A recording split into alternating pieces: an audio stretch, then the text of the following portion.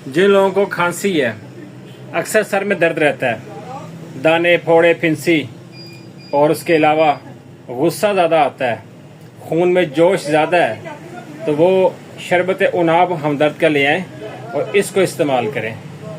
ये 800 ml की बोतल होती है हमदर्द की और ये बहुत इफ़ेक्टिव है।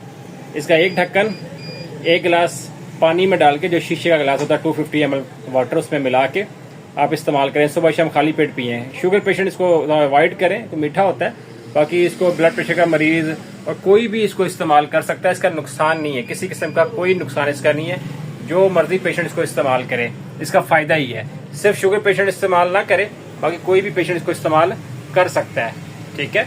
और बच्चा बूढ़ा कोई भी कर सकता है, कोई नुकसान नहीं है। कंटिन्यूस इसको आप करना चाहें, कंटिन्यू बेस के ऊपर जितना मर्जी इस्तेमाल करें। मतलब कि इसका कोई लिमिट नहीं है कि आपने इसको 1 माह करना है, 2 माह करना है, 6 माह करना है। जितना मर्जी इसको इस्तेमाल करें, कोई इसकी लिमिट नहीं है। शरबत उनाब ये बहुत अच्छा शरबत है और मल्टीपर्पज़ है। जो लोग अक्सर सर दर्द की शिकायत करते हैं वो भी लें, जिन्हें खांसी रहती है, खुशक खांसी या बलगम की वाली खांसी, वो भी लें।